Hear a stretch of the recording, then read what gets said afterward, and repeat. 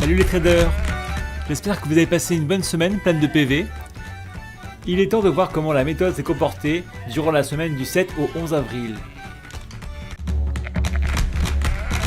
Bon, c'est la semaine de tous les doutes. Comme la méthode et moi perdons de l'argent, la tendance est tondue. Balader entre les annonces de la Fed, les rumeurs de QE pour la BCE et Wall Street en mode girouette, c'était un peu la cata. Cette semaine, j'ai réalisé 11 trades, donc 5 à contre-tendance, 3 gagnants et 8 perdants. J'ai perdu 60 points et mon capital point chute de 6,7% sur la semaine. Je pense que la méthode m'a permis de limiter mes pertes, mais en ne prenant que trop peu de gains. Tous les trades un tant soit peu risqués ont échoué, 0 réussite, c'est peut-être pas plus mal. Analysons cela d'un peu plus près. Lundi, j'ai pris 3 positions en call. Le premier, à 4440, direction 4480, mais j'ai malheureusement vendu sur retour sur la MA20 à 4460. Le second, je le fais à 4460 avec le CAC juste sous sa MA7 4 heures. Je me fais stopper à 4446 avant que cela ne remonte en flèche. Enfin, je prends un call à 4440 à 17h20 pensant que la MA20 4 heures et la MA7 Daily serviraient de trampoline. Aïe. Je me trouve stoppé à 4427. Mes 2 derniers trades étaient trop risqués. À bien réfléchir, j'avais pas plus d'une chance sur 2 de m'en tirer. Ils sont plus que border. Je considère que la méthode aurait pris position, histoire de me sentir un peu moins nul, mais c'était vraiment discutable. Bilan, moins 14 points. On va dire comme c'est lundi, que la méthode n'aurait pas fait mieux. Mardi, j'ai commencé la journée en ratant le départ de la baisse, sur la MA7 4 heures. La méthode l'aurait pris sans sourciller. Je considère donc qu'elle a shorté à 4439 et qu'elle est sortie sur objectif à 4395. Puis j'ai pris un call sur la résistance majeure à 4390, trop tôt d'ailleurs, car j'aurais dû attendre 2 bougies minimum, pour jouer un retour sur la MA7 Daily à 4430.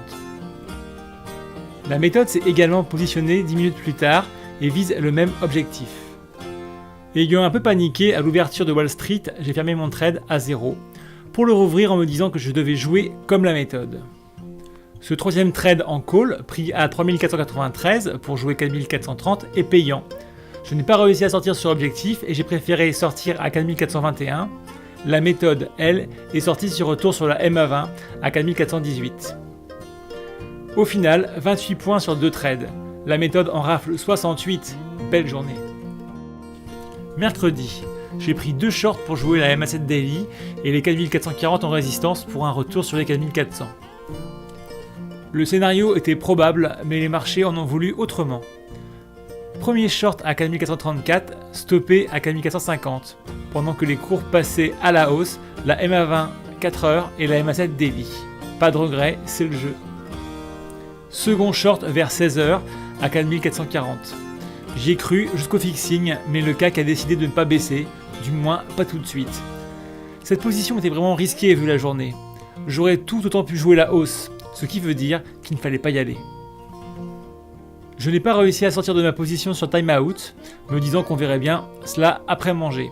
C'était sans compter sur la Fed, qui a fait exploser les cours à la hausse à 20h.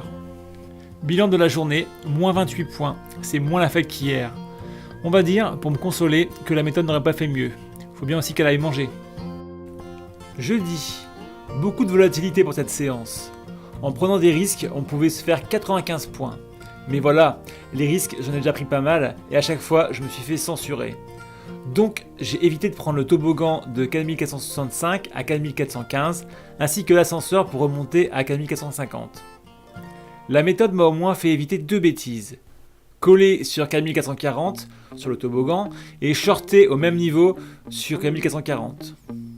Au final, j'ai pris un call, profitant d'un retour sur la MA7 Daily à 4446. Tout était en place pour la hausse, mais Wall Street et surtout le Nasdaq en a décidé autrement. Je me trouve donc stoppé à 4432 points. Bilan de la journée, moins 14 points et rien à se reprocher. J'ai patienté, j'ai perdu, mais ça commence vraiment à faire beaucoup de trades perdants. Je vais rajouter une règle pour tenter des trades opportunistes afin d'attraper le train en cours de marche tout en limitant les risques. Vendredi, espérant enfin réussir à faire un trade gagnant, c'est avec beaucoup d'espoir que j'ai joué le rebond sur la MA20 Daily à 4377 en call qui n'a pas excédé 30 minutes.